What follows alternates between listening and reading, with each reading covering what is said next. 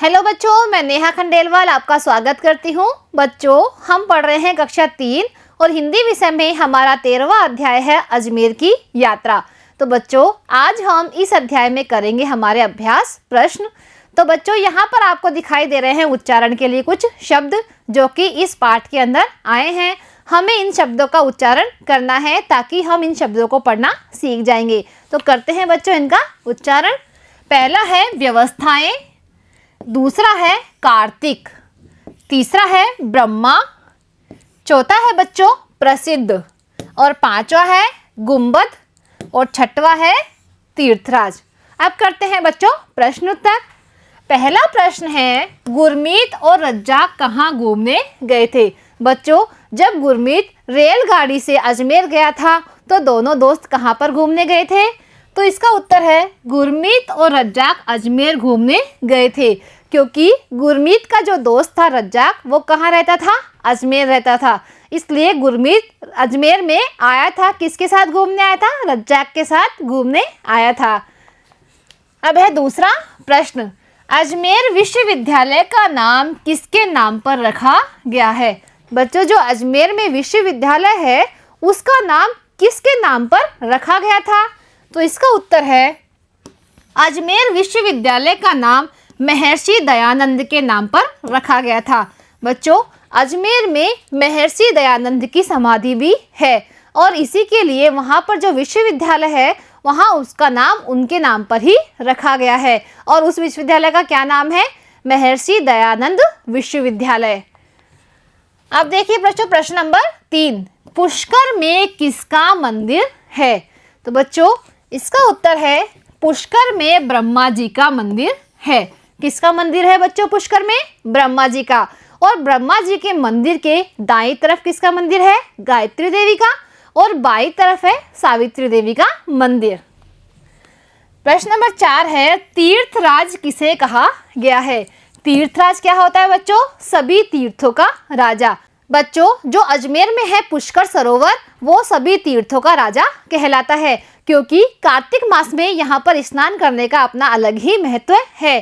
कार्तिक मास में सभी जगह के लोग यहाँ पर स्नान करने आते हैं और यहाँ पर कार्तिक मास में मेला भी भरता है। इसीलिए बच्चों पुष्कर को तीर्थों का राजा कहा गया है।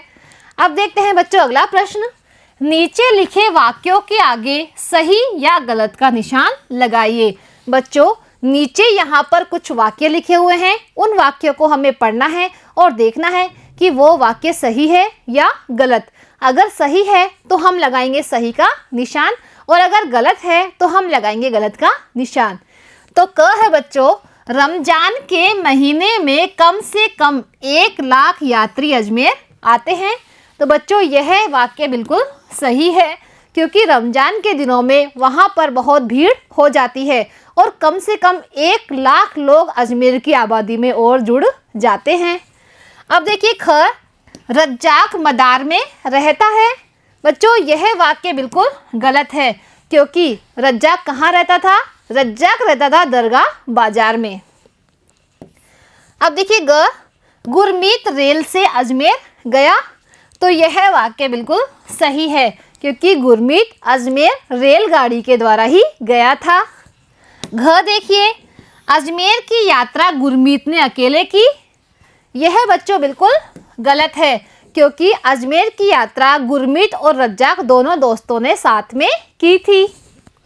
अब आना देखिए बच्चों, उर्स के समय देग में बने चावल बांटने को देग लूटना कहते हैं।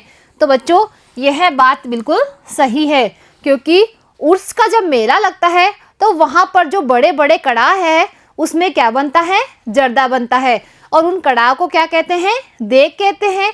तो जो उसका प्रसाद बांटा जाता है उर्स के महीने में तो उसे क्या कहते हैं? देग लूटना। अब देखिए बच्चों अगला प्रश्न, रमजान के महीने में अजमेर सोच समझकर आने की बात रज्जाक ने क्यों कही? बच्चों, रज्जाक ने गुरमीत से कहा था कि अगर तुम रमजान में यहाँ आने की सोचो तो सोच समझकर ही आना। तो ऐसा उसने क्यों कहा था?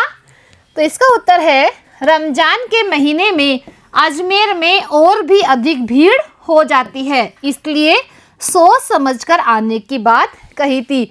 बच्चों रमजान के दिनों में अजमेर में बहुत ज़्यादा भीड़ रहती है। सभी जगह बहुत सारे लोग दिखाई देते हैं। बाजार में, सड़कों पर भीड़ ही भीड़ रहती है। इसलिए उसने कहा था कि अगर रमजान में तुम यहाँ आओ तो सोच समझ कर ही आना। अब बच्चों प्रश्न नंबर 3, रमजान के दिनों में रज्जाक के मोहल्ले का प्रत्येक घर सुगंध से क्यों भर उठता है? बच्चों रमजान के दिनों में जो रज्जाक का मोहल्ला है, और रज्जाक का मोहल्ला कौन सा है? रज्जाक का मोहल्ला है दरगाह बाजार में। तो उसमें प्रत्येक घर सुगंध से भर उठता है, यानी सभी घरों में बहुत अच्छी खुशबू आती है। तो यह खुशबू क्यों आती है? तो इसका उत्तर है, रमजान के दिनों में रज्जाक के मोहल्ले का प्रत्येक घर सुगंध से इसलिए भर उठता है क्योंकि चारों ओर इत्र और अगरबत्तियों की खुशबू फैली होती है।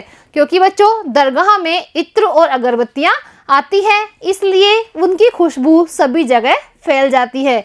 इसलिए रज्जाक के मोहल्ले का सभी घर सुगंधित यानी खुशबू वाला हमें महसूस होता है। प्रश्न नंबर 4, यदि तुम अजमेर व पुष्कर जाओ तो वहाँ क्या क्या देखना पसंद करोगे? बच्चों अगर आप अजमेर घूमना जाओ और पुष्कर घूमने जाओ तो आप वहाँ पर क्या क्या देखोगे? तो इसका उत्तर है, यदि हमें अजमेर और पुष्कर जाने का मौका मिला तो हम भी गुरमीत की तरह सदर दरवाज़ा, बुलंद दरवाज़ा, दरगाह की मजार, महर्षि दयानंद स्मारक, पृथ्वीराज स्मारक, दयानंद की समाधि व आश्रम, आना सागर, दाहिर सेन स्मारक, ब्रह्मा मंदिर, पंचकुंड, पुष्कर सरोवर आदि सभी पवित्र स्थानों को देखना पसंद करेंगे।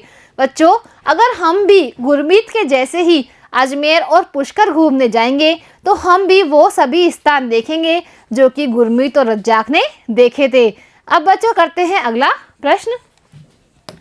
प्रश्न नंबर 5 है, पुष्कर में पहाड़ी पर किसका मंदिर है?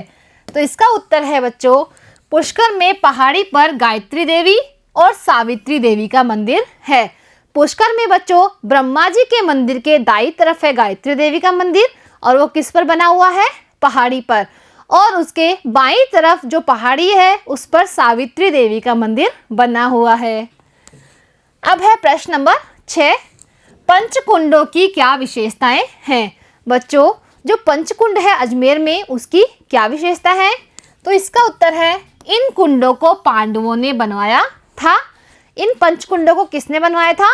पांडवों ने।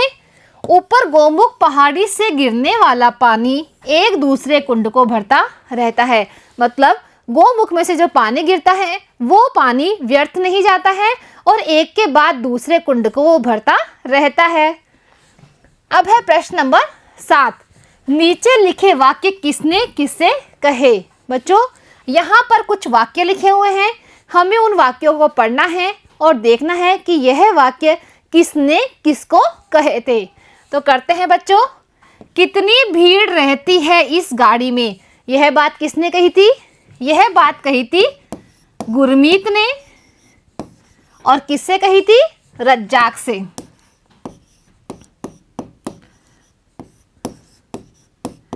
बच्चों जब गुरमीत अजमेर आया था रेल में बैठकर तो उस रेल में क्या थी? बहुत भीड़ थी। तो उसने उतरते ही रज्जाक से क्या कहा था कि कितनी भीड़ रहती है इस गाड़ी में।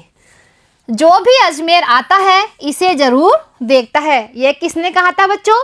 यह कहा था रज्जाक ने। और किससे कहा था? गुरमीत से।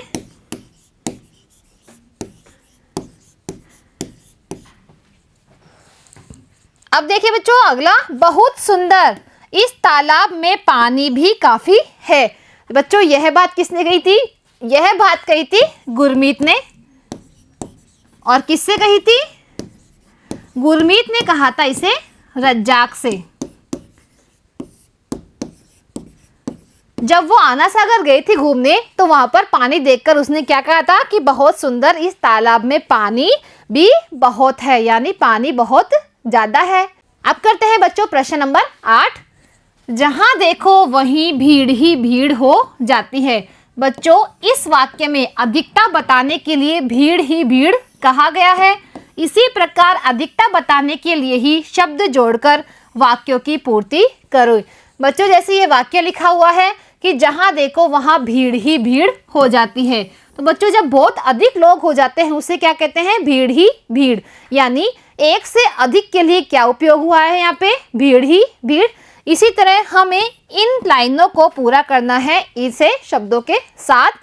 जैसे बाग में फूल थे, तो बच्चों एक से अधिक फूल के लिए हम यानी फूलों की अधिकता के लिए हम क्या लिखेंगे? फूल ही फूल थे। तो हम यहाँ लिखेंगे फूल ही फूल। इसी तरह बच्चों ख देखिए, मेले में दुकानें, यानी दुकानें बहुत अधिक थी तो उसके लिए हम क्या लिखेंगे? दुकानें ही दुकानें थी। तो दुकानें ही दुकानें। अब ग देखिए बच्चों, हलवाई की दुकान पर मिठाइयाँ थी। तो मिठाइयों की अधिकता बताने के लिए हम क्या लिखेंगे? हलवाई की दुकान पर मिठाइयाँ ही मिठाइयाँ थी। तो हम यहाँ जोड़ देंगे ही मिठाइयाँ। अब करते हैं भाषा की बात। तो देखिए बच्चों, भाषा की बात में आज हम क्या सीखते हैं? नीचे लिखे वाक्यों को ध्यान से पढ़ो। सड़कों और बाजारों में जहां देखो भीड़ ही भीड़ हो जाती है। रेखांकित शब्द एक से अधिक सड़कों और बाजारों के बारे में बता रहे हैं। बच्चों जो यह पंक्ति लिखी हुई है उसमें ये दो शब्द आपको दिखाई दे रहे हैं। इसमें क्या लिखा हुआ है? यहाँ पे सड़कों, यानी एक से अधिक सड़क है इसलिए क्या बोला है? सड़कों। और बाजारों, यानी एक से अधिक बाजार है तो क्या बोला है? इसको बाजारों। इनमें बच्चों क्या बताया गया है कि यहाँ पर एक से अधिक चीजें हैं। इसी तरह एक से अधिक का अर्थ बताने वाले शब्दों से नीचे दी गई तालिका को पूरा करें। इसी तरह बच्चों यहाँ पर एक तालिका दी हुई है, इसमें जो शब्द लिखे हुए हैं इनको हमें एक से अधिक दर्शाने के लिए क्या लिखेंगे? ये हम यहाँ पर लिखेंगे। जैसे बच्चों यहाँ लिखा हुआ है सड़क, तो सड़क को एक से अधिक यानी अनेक बताने के लिए क्या लिखेंगे? सड़कों। तो यहाँ पर लिख दिया है सड़कों। इसी तरह बच्चों हम इन सब को करते हैं। जैसे यहाँ लिखा हुआ है घर, तो यहाँ पूरा करेंगे दीपावली पर खाली स्थान की सफाई करते हैं। तो बच्चों घर है एक और इसे अनेक करने के लिए क्या लिखेंगे हम? घरों। तो हमने यहाँ लिखा है घरों। दीपावली पर घरों की सफाई करते हैं। एक के लिए घर आता है और अनेक के लिए हमने क्या किया है? घरों। अब यहाँ लिखा हुआ है फल, जो कि एक है और इसको अनेक के रूप में दर्शाने के लिए क्या लिखेंगे हम? फलों। तो यह लाइन क्या बन गई है? फलों को धोकर खाओ। अब देखिए बच्चों यहाँ लिखा हुआ है फूल, और फूल को अनेक बनाने के लिए हम क्या लिखेंगे? फूलों। इसको पढ़ते हैं बच्चों, फूलों की खुशबू आ रही है, यानी बहुत सारे फूलों की खुशबू आ रही है। यहाँ लिखा हुआ है शहर, और शहर को अनेक के रूप में दिखाने के लिए हम क्या लिखेंगे यहाँ पर? शहरों। अब पढ़ते हैं बच्चों, यहाँ कई शहरों के लोग आते हैं, यानी एक से अधिक शहरों के लोग यहाँ पर आते हैं। यहाँ लिखा हुआ है गांव, और गांव को क्या लिखेंगे हम यहाँ? गाँव। एक से अधिक के लिए हम लिखेंगे गाँव। तो इसमें लिखा हुआ है भारत गाँवों का देश है, यानी यहाँ पर बहुत सारे गाँव हैं। अब यहाँ क्या लिखा हुआ है बच्चों? पेड़, और इसको अनेक दर्शाने के लिए हम यहाँ लिखेंगे पेड़ों, यानी एक से अधिक पेड़। अब बच्चों पढ़ते हैं इसे, इन पेड़ों पर फूल और फल लगेंगे, यानी एक से अधिक पेड़ है और उन पर क्या लगेंगे? फूल और फल। तो बच्चों आज हमारा जो अध्याय 13 था वो पूरा होता है। अब बच्चों मिलते हैं अगली कक्षा में एक नए अध्याय के साथ।